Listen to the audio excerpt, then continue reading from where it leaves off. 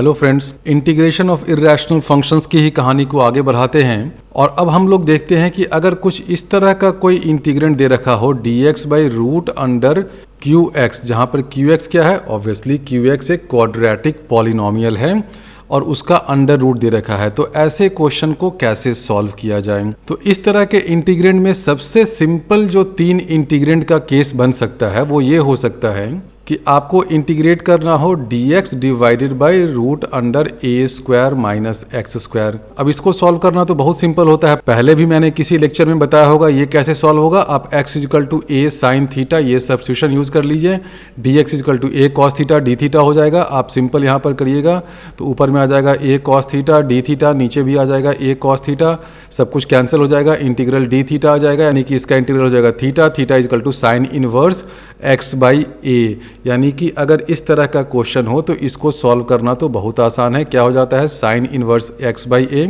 और हम लोग कौन सा सब्स्टिट्यूशन यूज करते हैं, x is equal to a sine theta. ये स्टैंडर्ड सब्स्टिट्यूशन है इस तरह के क्वेश्चन को सॉल्व करने के लिए। दूसरा केस ये हो सकता है कि इंटीग्रल कुछ इस तरह का हो जाए, dx divided by root under a square plus x square हो जाए। और मैंने पहले बताया था कि जब भी आपको इस तरह का कोई टर्म आए ना, a square plus x square, और मान लीजिए कि रूट भी हो जाए या रूट नहीं भी हो, तो यहाँ पर आप कौन सा सब्स्टिट्यूशन लगा सकते हैं, x is equal to a tan theta. तो ये ध्यान रखिएगा कि किस तरह के केस में कौन सा सब्स्टिट्यूशन लगता है। तो अगर आप इसमें x is equal to a tan theta substitution लगाइएगा तो इसको बहुत ही आसानी से सॉल्व कर लीजिएगा। इसमें हम लोग लगाएंगे ये substitution x is equal to a tan theta, तो ऊपर में क्या हो जाएगा, dx की जगह हो जाएगा a sec square theta d theta, नीचे में आ जाएगा a सेक थीटा, तो ये कैंसिल हो जाकर क्या मिलेगा, सेक थीटा डी थीटा, और सेक थीटा का इंटीग्रल क्या होता है, ln sec theta plus tan theta, यानी कि इसका इंटीग्रल हो जाएगा, ये आप कर लीजिएगा, ये आ जाएगा ln mod x plus root under a square plus x square. ये मॉड आ गया, मॉड इसलिए दिया है क्योंकि ln है ना, तो ln तो बेचारा मॉड खोजता है। तो ये हो गया second simple case. Third case में ये हो सकता है dx divided by root under x square minus a square. और ऐसे केस को इंटीग्रेट करने के लिए हम लोग क्या करते हैं, आप सब्स्टिट्यूशन ये यूज करिए, x is equal to a sec theta, तो dx क्या हो जाएगा, a sec theta tan theta, तो ऊपर में आ गया a sec theta tan theta, नीचे में आ जाएगा a square sec square theta minus a square, तो नीचे में आ जाएगा a tan theta, tan theta tan theta cancel out हो गया, तो इंटीग्रल के अंदर मिल गया सेक थीटा डी थीटा, उसका इंटीग्रल होता है ln sec theta plus tan theta. तो उस केस में इंटीग्रल की वैल्यू हो जाएगी, सब्स्टिट्यूशन हम लोग क्या करेंगे, x is equal to a sec theta, और इंटीग्रल हो जाएगा ln x plus root under x square minus a square. तो ये 3 बहुत ही सिंपल केस होते हैं जब integrand dx by root under some quadratic हो जाए। तो ये तो हुआ सिंप्लीफाइड वर्जन कि सिंपल केस हो तब कैसे करते हैं। तो आप इस सब्स्टिट्यूशन को जरूर हमेशा ध्यान में रखिएगा कि ये जो मैंने 3 सब्स्टिट्यूशन बताया है ना, पहले भी मैंने बताया था, फिर से मैं बता रहा हूँ कि जब भी आपको इस तरह का कहीं कोई टर्म दिखे तो अगर आपको फॉर्मूला याद है तो फॉर्मूले से ही कर लीजिए, या अगर आप कुछ और मैनिपुलेशन करना चाहते हैं तो आप इस सब्स्टिट्यूशन का भी यूज़ कर सकते हैं। तो अभी आगे मैं बहुत सारी आपको नई नई टेक्निक्स, नए नए रूल्स, नए नए केसेस बताऊंगा, लेकिन उन सब रूल्स को जब मैं बताऊंगा तो वो रूल तो आप जरूर याद करिए, समझिए, रटिए, जो करना है करिए, लेकिन इन 3 सब्स्टिट्यूशन को भी नहीं भूलना है क्योंकि ये फंडामेंटल सब्स्टिट्यूशन है। तो इन 3 सब्स्टिट्यूशन को तो याद रखना ही रखना है। और भी 2 सब्स्टिट्यूशन होते हैं, मैं वो भी बता देता हूँ क्या होते हैं। 2 सब्स्टिट्यूशन जो और होता है, पहले भी मैंने बताया था कि अगर इंटीग्रेंड कुछ इस तरह का हो जाए, a square minus x square by a square plus x square, तो आप क्या सब्स्टिट्यूट करते हैं, x square is equal to a square cos 2 theta. ये भी एक चलता है। कई बार जब आपको इस तरह का इंटीग्रेंड मिले तो आप ये करिए। अब ये सबको लॉजिकली समझना चाहिए, रटने की जरूरत नहीं है। आप देखिए कि अगर हम लोग एक्स स्क्वायर को a स्क्वायर कॉस 2 थीटा रखेंगे तो क्या हो जाएगा, ऊपर में और नीचे में सब जगह a स्क्वायर तो कैंसिल हो गया, ऊपर में क्या आ गया 1 माइनस कॉस 2 थीटा, वो क्या हो जाता है 2 साइन स्क्वायर थीटा, नीचे में क्या आ जाएगा 1 प्लस कॉस 2 थीटा, वो क्या हो जाएगा 2 कॉस स्क्वायर थीटा। तो सिंप्लीफाई हो करके ये sine square by cos square theta यानी कि टैन स्क्वायर थीटा बन जाएगा। तो आपका काम आसान हो सकता है। तो इंटीग्रेंड इस तरह का हो या इसका स्क्वायर रूट हो तो आप ये वाला सब्स्टिट्यूशन लगा सकते हैं। इसी के साथ मिलता जुलता एक और सब्स्टिट्यूशन होता है कि अगर a minus x by A plus x, इस तरह का इंटीग्रेंड का फंक्शन हो तो आप x is equal to a cos 2 theta ये सब्स्टिट्यूट करिए तो भी आपका काम आसान हो सकता है, क्योंकि देखिए उस केस में भी क्या हो जाएगा 1 माइनस कॉस 2 थीटा, ऊपर में आ जाएगा 2 साइन स्क्वायर थीटा, नीचे आ जाएगा 2 कॉस स्क्वायर थीटा यानी कि tan स्क्वायर थीटा हो गया। तो ये जो 5 सब्स्टिट्यूशन मैंने बताया है ना, कौन कौन सा, ये और ये कब लगता है, जब इंटीग्रेंड इस तरह का कुछ हो, root under a square minus x square, या रूट अंडर नहीं भी हो तो भी आप ये वाला लगा सकते हैं। ये वाला कब लगता है, जब ए स्क्वायर प्लस एक्स स्क्वायर के टर्म्स में इंटीग्रेंड हो। ये वाला कब लगता है, जब x square minus a square के टर्म्स में हो। और ये दोनों सब्स्टिट्यूशन, तो ये 5 तो आप एक तरह से समझ लीजिए, और क्वेश्चंस खूब सारे सॉल्व करेंगे तो आपको याद भी हो जाएगा, अलग से इसको याद करने की ज़रूरत आपको नहीं पड़ेगी। तो ये 5 सब्स्टिट्यूशन, ये और ये वाला, इसको आप अच्छे से समझ लीजिए। तो अब हम लोग देखेंगे कि अगर हमें कोई आर्बिट्रेरी इंटीग्रेंड दे रखा है इस फॉर्म का, यानी कि अंदर में जो रूट क्यू एक्स है वो इस तरह का सिंपल कुछ नहीं है, a square minus x square या x square plus a square, कोई आर्बिट्ररी सा क्वाड्रेटिक पॉलिनोमियल है, मान लीजिए कि कुछ इस तरह का है, p x square plus q x plus r. तो कैसे इंटीग्रेट करेंगे, बहुत सिंपल है, आप method of completion of square से इस पूरे इंटीग्रेंड को कुछ ऐसे लिख सकते हैं। मान लीजिए कि अगर p पॉजिटिव है तो रूट p को बाहर निकाल लीजिए, तो क्या हो जाएगा, रूट p हो जाएगा, और फिर अंदर में क्या बच जाएगा, रूट अंडर वो सब तो रहेगा ही, चलो भाई रूट आ जाओ, x plus q by 2p whole square कर दीजिए, प्लस यहाँ पर r by p minus q whole square, वो सब जो आता है ना method of completion of square वाले टेक्निक में, एग्जैक्टली वही सब आ जाएगा। तो कहने का मतलब ये हुआ कि अगर कोई भी क्वाड्रेटिक पॉलिनोमियल हमें इस तरह का दे रखा है तो कुछ कुछ मैनिपुलेशन करके, कौन सा मैनिपुलेशन, आप ये मैनिपुलेशन करिए, अंदर में आ जाएगा कुछ x plus q by 2p whole square, plus यहाँ पर डैश डैश डैश कुछ आएगा, प्लस होगा या माइनस होगा, वो सब डिपेंड करता है कि इसका डिस्क्रिमिनेंट पॉजिटिव है या नेगेटिव है। तो बेसिकली इस तरह के इंटीग्रेंड में 3 केस बनेगा। पहला तो हमें ये देखना है कि p पॉजिटिव है या नेगेटिव है, उसके बाद ये देखना है कि डिस्क्रिमिनेंट पॉजिटिव है या नेगेटिव है। तो 3 केसेस बनेंगे, यानी कि दुनिया का कोई भी आर्बिट्ररी क्वाड्रेटिक पॉलिनोमियल हो, इस तरह का इंटीग्रेंड हो, तो आप उसको इस तरह के 3 केसेस में रिड्यूस कर सकते हैं, बिल्कुल कर सकते हैं। हाँ, ये होगा कि वहाँ पर x की जगह आपको क्या मिल जाएगा, x plus q by 2p ऐसा कुछ मिल जाएगा, तो कोई फ़र्क नहीं पड़ता है। आप एक नया वेरिएबल डिफाइन कर लीजिए कि x plus q by 2p is equal to capital X, तो आप क्या लिख सकते हैं कि dx is equal to d capital X। तो ये वाला सारा फॉर्मूला एज इट इज आ जाएगा, सिर्फ आपको जहाँ जहाँ x है ना, तो x की जगह x plus q by 2p वो सब करना पड़ेगा। तो बेसिक फंडा समझिए क्या है कि दुनिया का कोई भी आर्बिट्ररी क्वाड्रेटिक पॉलिनोमियल हो, उसको आप method of completion of square से कुछ कुछ मैनिपुलेट करके ऐसे लिख सकते हैं, यानी कि कोई भी आर्बिट्ररी क्वाड्रेटिक पॉलिनोमियल घूम फिर करके इसी 3 केस में रिड्यूस हो जाएगा। और इस तरह के इंटीग्रेंड के इंटीग्रेशन में एक पॉइंट और मैं बताना चाहूँगा, अगर क्वेश्चन में आपको क्यू को इस तरीके से नहीं, p x square plus q x plus r इस तरीके से नहीं लिख करके, अगर क्वेश्चन में क्यू एक्स को ऐसे लिखा हो, किस तरह से, x minus alpha into x minus beta, Q x को इस तरह से फैक्टराइज करके लिखा हो, यानी कि क्वेश्चन क्या हो जाएगा, इस तरह से कुछ होगा, d x by root under x minus alpha into x minus beta. तो इस इंटीग्रल को आप एक दूसरे मेथड से भी सॉल्व कर सकते हैं। अगर क्वाड्रेटिक पॉलिनोमियल आपको इस तरह से दे दिया है, फैक्टराइज करके दे रखा है, तो आप एक सब्स्टिट्यूशन लगाइए। कौन सा सब्स्टिट्यूशन, कि x minus alpha is equal to t square. इस सब्स्टिट्यूशन का यूज करके भी आप इस तरह के इंटीग्रेंड को सॉल्व कर सकते हैं। और ये सब्स्टिट्यूशन भी बिल्कुल लॉजिकल है। क्यों लॉजिकल है, क्योंकि रूट के अंदर है x माइनस अल्फ़ा। अगर हम लोग x माइनस अल्फ़ा को टी स्क्वायर लेंगे तो देखिए क्या हो जाएगा, dx इज इक्वल टू हो जाएगा 2t dt। तो ये इंटीग्रेंड हो जाएगा 2t इंटू डी टी, ठीक है। और नीचे में क्या आ जाएगा, x minus alpha T square है तो t मिलेगा, तो इसको भाई रूट से बाहर कर दो t। तो देखिए ये वाला t और ये वाला t कैंसिल हो जाएगा, और साथ में क्या बचेगा, अंदर में रूट अंडर आ जाएगा x माइनस बीटा। अब x अगर है टी स्क्वायर प्लस अल्फ़ा, तो ये क्या हो जाएगा, T square plus alpha minus beta. तो इंटीग्रल हो गया 2 dt divided by T square plus alpha minus beta. तो ये देखिए कौन सा केस हो गया, अभी जो हमने 3 केस पढ़ाया था ना, उसी में से एक केस ये हो गया। तो इस तरीके से भी आप इस तरह के क्वेश्चन को सिंप्लीफाई कर सकते हैं। यहाँ पहुँच जाएंगे और इसका आंसर क्या हो जाएगा, ये फाइनल आंसर हो गया। अब इसमें आप t की वैल्यू यहाँ से सब्स्टिट्यूट कर दें, t क्या हो जाएगा, t हो जाएगा root under x minus alpha. तो यहाँ पर आ जाएगा root under x minus alpha. इसको जब सिंप्लीफाई करेंगे तो ये कुछ इस तरह से आएगा, root under x minus alpha plus ये हो जाएगा root under x minus beta. तो ये फाइनल आंसर हो जाएगा 2ln root under x minus alpha plus root under x minus beta.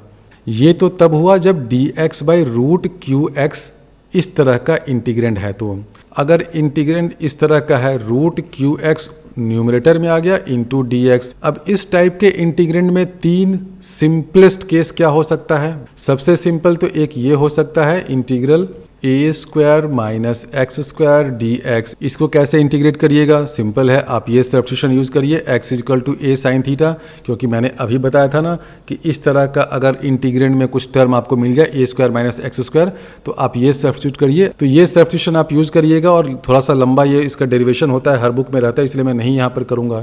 तो इसका फॉर्मूला आप डिराइव कर लेंगे कि इस तरह का अगर इंटीग्रल हो तो उसका फॉर्मूला हो जाता है x/2 root under a square minus x square plus a square by 2 sine inverse x by a. दुनिया का कोई भी कैलकुलस का बुक उठाकर ले लेंगे, आपको ये फॉर्मूला उसमें डेरिवेशन के साथ मिल जाएगा। तो ये तो हुआ एक केस। दूसरा केस क्या हो सकता है, दूसरा केस ये हो सकता है कि इंटीग्रल कुछ इस तरह का हो जाए, x square plus a square d x. अब इसको कैसे इंटीग्रेट किया जाएगा, इसको हम लोग इंटीग्रेशन बाय पार्ट्स से करेंगे। यहाँ पर ये एक फंक्शन है और यहाँ पर 1 है, तो 1 को हम लोग सेकेंड फंक्शन मान लेते हैं और इसको फर्स्ट फंक्शन मान लेते हैं। तो आप इसमें इंटीग्रेशन बाय पार्ट्स यूज़ करिएगा, 1 को सेकेंड फंक्शन मानिएगा। अगला टर्म हो जाएगा root under x square plus a square into x हो जाएगा, फिर माइनस करिएगा तो यहाँ पर आ जाएगा एक्स एज इट इज आ जाएगा, इसका root under x square plus a square का डिफरेंशियल कोएफिशिएंट आ जाएगा। तो इसको आगे सॉल्व करिएगा, 3-4 लाइन में लंबा इसका डेरिवेशन है, हर बुक में आपको मिल जाएगा। तो यूजिंग इंटीग्रेशन बाय पार्ट्स आप इस चीज़ को भी इंटीग्रेट कर सकते हैं, और इसका आंसर आता है x/2 into root under x square plus a square by 2 ln आ जाता है, और यहाँ आ जाएगा x plus root under x square plus a square. तो ये दूसरा फॉर्मूला हो गया, इसको भी आप याद कर सकते हैं, कर लेना चाहिए। ये सब स्टैंडर्ड इंटीग्रल फॉर्मूले में आता है, इसको याद करना चाहिए। और तीसरा केस क्या हो जाएगा, तीसरा केस भी इसी से मिलता जुलता हो सकता है, root under x square minus a square. तो तीसरा केस हो जाएगा root under x square minus a square d x. और इसको भी हम लोग कैसे इंटीग्रेट करेंगे, इसको भी इंटीग्रेशन बाय पार्ट्स से इंटीग्रेट करेंगे। यहाँ पर 1 है तो उसको सेकंड फंक्शन लीजिए, इसको फर्स्ट फंक्शन लीजिए, वो सब करिएगा। तो इसका इंटीग्रल आ जाएगा x/2 into root under x square minus a square, minus यहाँ पर आ जाएगा a square by 2 ln x plus root under x square minus a square. तो ये 3 फॉर्मूला हो गया। ये 3 फॉर्मूला कब काम में आता है, अगर आपके पास इंटीग्रेंड कुछ इस तरह का हो, root under quadratic polynomial into d x.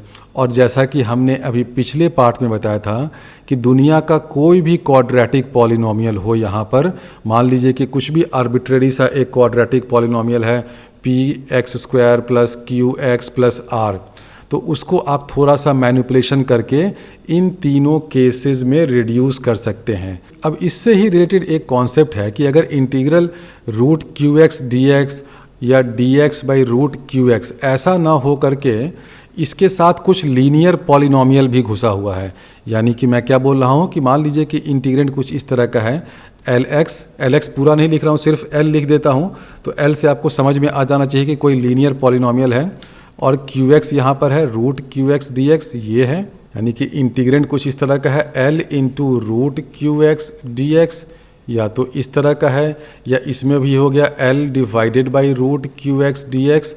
तो हम लोग क्या करेंगे, कैसे करेंगे, इसको भी करने का एक स्टैंडर्ड ड्रिल है।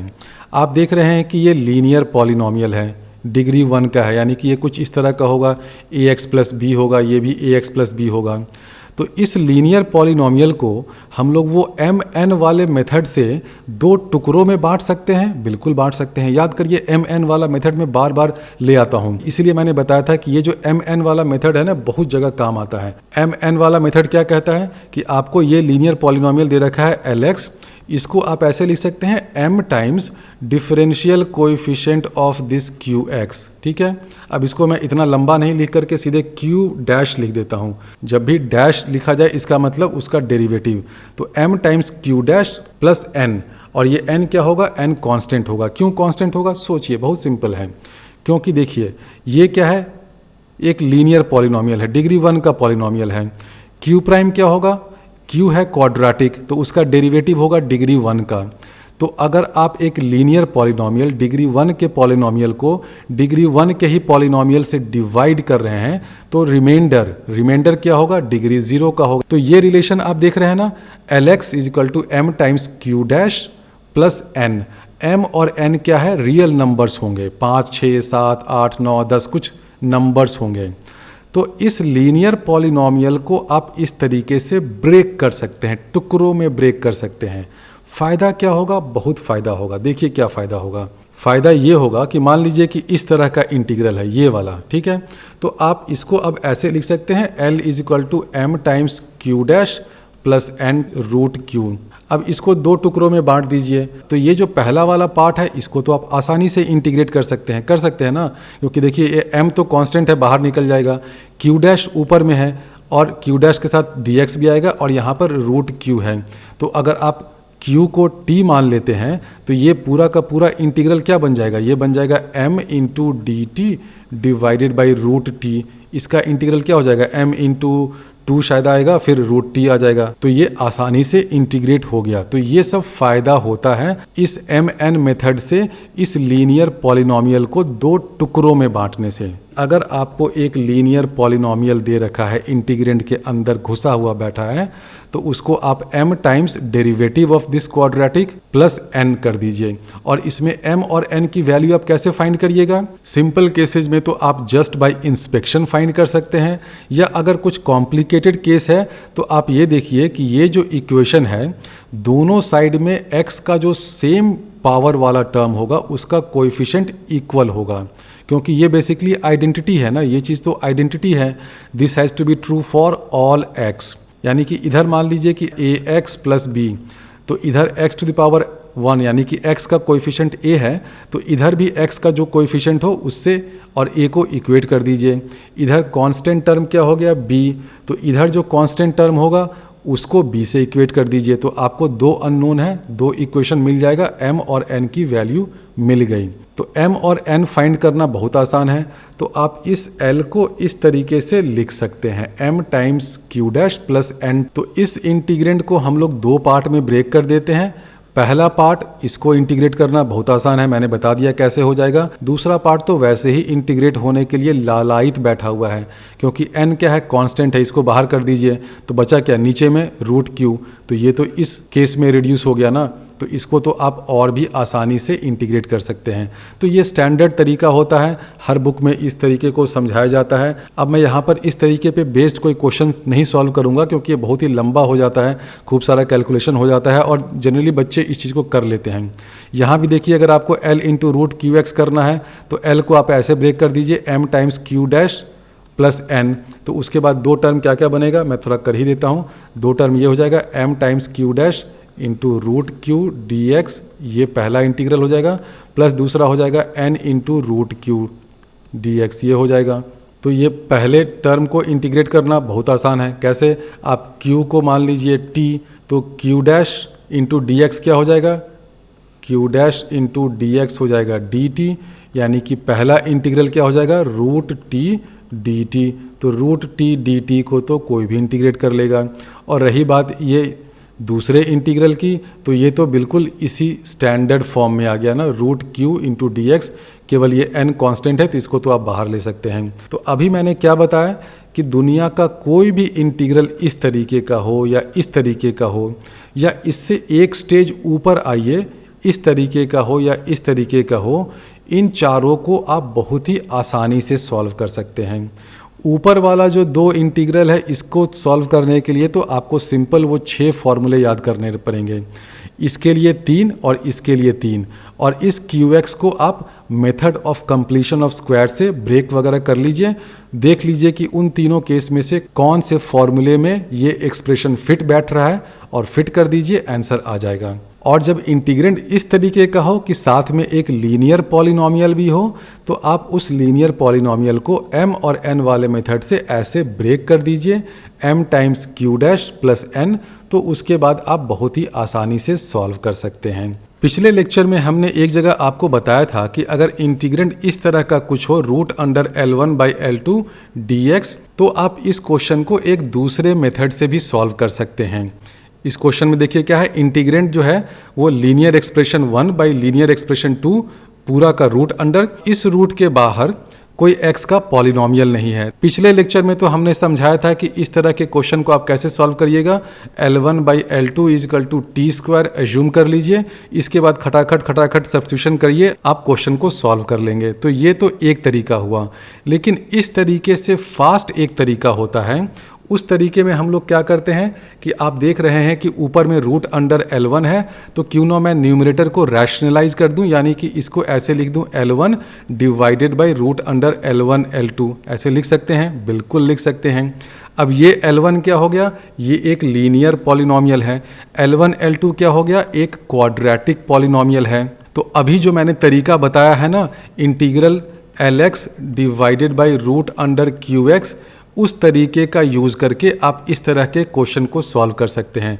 आपको क्या करना पड़ेगा, इस Lx को, लीनियर पॉलिनोमियल को mn वाले मेथड से m times derivative of QX plus n वैसे लिखना पड़ेगा, आप इस क्वेश्चन को सॉल्व कर लेंगे। तो अभी मैं इसी मेथड पे बेस्ड एक क्वेश्चन सॉल्व करता हूँ। मान लीजिए कि आपको इंटीग्रेट करना है root under x-3 by x-4 dx। तो इसको कैसे करिएगा, सबसे पहले तो ऊपर और नीचे रूट x-3 से मल्टीप्लाई करिए, तो ऊपर में हो जाएगा x-3, नीचे में क्या आ जाएगा, नीचे में आ जाएगा x-3, रूट अंडर तो रहेगा ही, इंटू x-4 dx, ये हो गया। अब इन दोनों फैक्टर्स को मल्टीप्लाई करिएगा तो आपको मिलेगा x² - 7x + 12।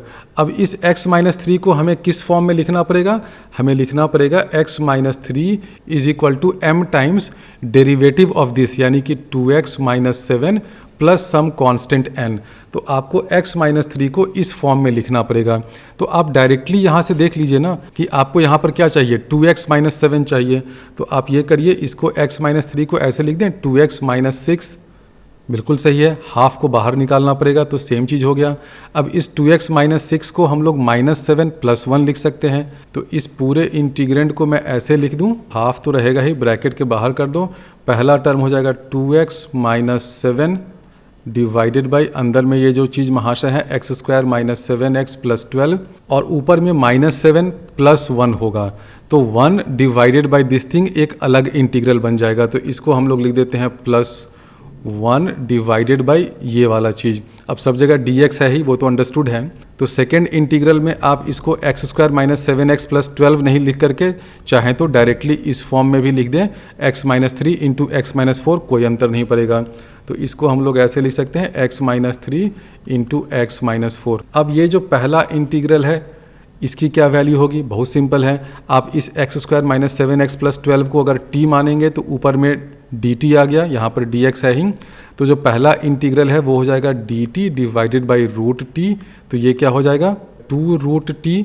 तो जो पहला इंटीग्रल है वो तो सिंप्लीफाई होकर के ये हाफ इंटू 2 कैंसिल हो जाएगा, रूट t बचेगा, यानी कि रूट अंडर x² - 7x + 12 हो जाएगा फर्स्ट इंटीग्रल। सेकेंड इंटीग्रल, इसको कैसे सॉल्व करेंगे, इस वाले को, बहुत सिंपल है ये भी। इसको सॉल्व करने का आसान तरीका ये हो सकता है कि आप x-3 = t² ले लीजिए, तो dx = 2t dt हो जाएगा। तो ये क्या हो जाएगा, 2t यहाँ आ गया dt, और नीचे में ये t एक तो आएगा ही, फिर आ जाएगा रूट अंडर x-4, और x-4 क्या हो जाएगा, x है t² + 3, तो x-4 हो जाएगा t² - 1, तो इसको यहाँ लिख दो t² - 1।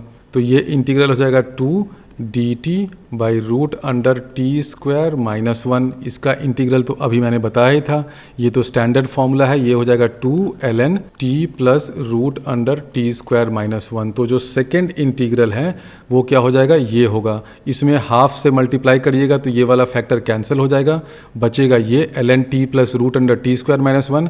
ये क्या हो जाएगा, ये हो जाएगा ln t की जगह आप लिखिएगा x minus 3 root under plus t square minus 1 हो जाएगा रूट अंडर x माइनस 4। तो सेकेंड इंटीग्रल की ये वैल्यू आ गई। फर्स्ट इंटीग्रल की वैल्यू तो हमने पहले आपको बता ही दी थी। तो इस तरह का अगर क्वेश्चन हो root under L1 by L2 तो उसको आप इस मेथड से भी सॉल्व कर सकते हैं। तो ये हो गया इस तरह के 4 इंटीग्रल्स को सॉल्व करने का स्टैंडर्ड मेथड। बिल्कुल ये एकदम ड्रिल जैसा मेथड है, मैकेनिकल मेथड है। अब मैं एक और स्टैंडर्ड इंटीग्रल आपको बता रहा हूँ। जनरली ये बुक में नहीं रहता है और एग्जाम में भी ये कम ही पूछा जाता है कि मान लीजिए इंटीग्रल कुछ इस तरह का है, nth डिग्री का एक पॉलिनोमियल है divided by root QX dx ये है। तो अभी हमने क्या बताया था आपको, अभी तो हमने एक बहुत ही सिंपल केस बताया था। क्या किया था कि L है, ऊपर में लीनियर पॉलिनोमियल है और नीचे में रूट QX dx है, तो कैसे इंटीग्रेट करते हैं। L को हमने 2 टुकड़ों में बांट दिया, वो सब किया। अब अगर इंटीग्रेंट इस तरीके का है, किस तरीके का कि ऊपर में nth डिग्री का पॉलिनोमियल है डिवाइडेड बाई रूट QX है इंटू dx, तो इसको कैसे इंटीग्रेट किया जाए। तो इसको इंटीग्रेट करने का जो तरीका होता है उसको कहते हैं मेथड ऑफ अनडिटरमिन्ड कोएफिशिएंट्स। बहुत ही डरावना सा नाम लगता है, डरने की ज़रूरत नहीं है, मैं बता देता हूँ। इस पर बेस्ड मैं कोई सॉल्व एग्जाम्पल भी नहीं करूँगा क्योंकि वो भी थोड़ा सा लेंदी हो जाता है। मेथड समझ लीजिए, कहीं भूले भटके इस कॉन्सेप्ट पे क्वेश्चन आ गया तो आप आसानी से सॉल्व कर सकते हैं। इस मेथड में ये होता है कि ये देखिए क्या है, nth डिग्री का पॉलिनोमियल है, ये रूट QX है। तो इसको जब आप इंटीग्रेट करिएगा तो आपको जो टर्म मिलेगा वो ऐसा मिलेगा, आपको n-1 डिग्री का एक पॉलिनोमियल मिलेगा इंटू रूट QX ये मिल जाएगा, प्लस यहाँ पर कोई कांस्टेंट Cn और यहाँ आ जाएगा dx divided by root QX, ऐसा कुछ मिलेगा। अब आप कहिएगा कि क्या हमें ये सब याद करना पड़ेगा? बिल्कुल नहीं याद करना पड़ेगा, सिंपल समझने की ज़रूरत है। आप ये देखिए कि ये nth डिग्री का पॉलिनोमियल है। अभी हम लोगों ने लीनियर वाला किया था तो क्या हुआ था, m times q dash plus n हो गया था ना, तो यहाँ पर फिर क्या आ गया था रूट q। तो इसको जब इंटीग्रेट कर रहे थे तो क्या हो जाता था m इंटू रूट 2 कुछ आ जाएगा, फिर यहाँ पर ऊपर में रूट q आ जाएगा। तो ये m क्या है, कांस्टेंट हो गया। ये लीनियर क्या था, 1 डिग्री का, और कांस्टेंट क्या होगा, डिग्री 0 का। तो इसी को आप एक्स्ट्रापोलेट कर दीजिए कि अगर ऊपर में nth डिग्री का पॉलिनोमियल है तो आपको जो आंसर मिलेगा ये n-1 डिग्री का एक पॉलिनोमियल होगा इंटू रूट QX आएगा, प्लस एक कांस्टेंट होगा। इसका नाम हमने Cn यहाँ पर इसलिए दिया है क्योंकि ये जो nth डिग्री का पॉलिनोमियल है तो आप इसको ऐसे लिख सकते हैं ना, C0x to the power n-1 plus C1x to the power n-2 plus करते जाइए, लास्ट में आप Cn-1 तक पहुंच जाइएगा, फिर रूट QX हो जाएगा। तो यहाँ पर आपको n कोएफिशिएंट्स मिलेंगे और ये वाला एक कोएफिशिएंट हो गया प्लस Cn के साथ जो है ना, ये plus Cn integral dx by root QX। तो आपको इस क्वेश्चन को सॉल्व करने के लिए ये सारे जो अननोन कोएफिशिएंट्स है ना, इनको सॉल्व करना पड़ेगा। इसलिए इस मेथड का नाम होता है मेथड ऑफ अनडिटरमिन्ड कोएफिशिएंट्स। तो इसको आप कैसे सॉल्व करिएगा, बहुत सिंपल है। आप दोनों साइड LHS और RHS को डिफरेंशिएट कर दीजिए। LHS को जब डिफरेंशिएट करिएगा तो ये इंटीग्रल साइन भाग जाएगा, तो आपको LHS में कुछ ये मिल जाएगा Pnx divided by root QX, ठीक है। और RHS में भी आपको एक polynomial divided by root QX मिल जाएगा। तो दोनों को डिनोमिनेटर को सेम कर दीजिएगा तो आपको LHS और RHS दोनों साइड में पॉलिनोमियल मिल जाएंगे, और उसमें आप लाइक टर्म्स x का जो सेम पावर वाला टर्म्स है उसके कोएफिशिएंट्स को इक्वेट कर दीजिए। आपको जितने अननोन्स है उतने इक्वेशंस मिल जाएंगे। आप सबको C0, C1, Cn-1, Cn सबको आप डिटरमिन कर सकते हैं। तो ये मेथड हो गया कि अगर इस तरह का कोई कॉम्प्लिकेटेड पॉलिनोमियल डिग्री 2 का, डिग्री 3 का ऊपर में हो यहाँ बैठा हुआ, तो उसको कैसे सॉल्व करते हैं। अब अगर आपको ये मेथड समझ में नहीं आ रहा है तो छोड़ भी सकते हैं, क्योंकि ये मेथड बहुत ही लेंदी होता है। आजकल आईआईटी में ऑब्जेक्टिव टाइप क्वेश्चंस पूछे जाते हैं, तो आई डोंट थिंक कि 2 या 3 मिनट के किसी क्वेश्चन में इस मेथड का यूज़ करके आपको क्वेश्चन पूछा जाएगा। हाँ, ये हो सकता है कि आपको डायरेक्टली आपको दे देगा कि अच्छा बेटे लो, ये एक कोई डिग्री 2 का पॉलिनोमियल, यानी कि ऊपर में भी क्वाड्रेटिक है, यहाँ भी क्वाड्रेटिक है, और दे देगा इसका इंटीग्रल कुछ यहाँ दे देगा this into root q x plus this, और फिर बोलेगा कि भाई C0 C1 फाइंड करो। तो आप कैसे फाइंड करिएगा? LHS और RHS दोनों साइड को डिफरेंशिएट करिएगा, लाइक टर्म्स जो होंगे उनके कोएफिशिएंट को इक्वेट कर दीजिएगा। तो ये जो मेथड है आपको जेई मेंस या जेई एडवांस्ड में अगर पूछा जाता है तो आपको क्वेश्चन में ही दे देगा कि integral of this thing is equal to this function, और फिर पूछेगा कि बताओ तो ये सब जो अननोन कोएफिशिएंट्स है उसकी क्या वैल्यू है। तो बहुत सिंपल है, आप लेफ्ट हैंड साइड और राइट हैंड साइड दोनों को डिफरेंशिएट करिए। लाइक टर्म्स जो आपको दिखेंगे, यानी कि x to the same power वाले जो टर्म्स होंगे उनके कोएफिशिएंट्स को इक्वेट करिएगा, आपको इन सारे अननोन्स C0 C1 की वैल्यू मिल जाएगी।